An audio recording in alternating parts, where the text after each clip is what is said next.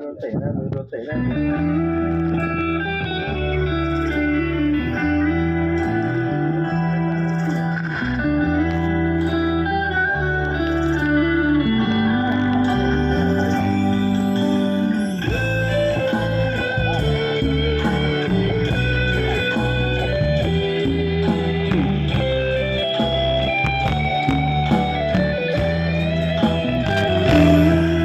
ดังกับนอนมีค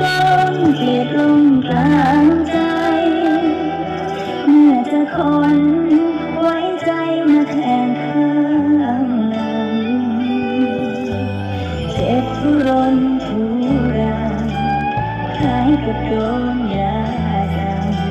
ำนอนอดโอยครวญทางช้ำใจดังกับตายทำเป็นตัวยืนมือใจคนที่รักนักหนาสังหารนาเอาเข้ามาต่อเปรียบแล้วแค่ฉันคน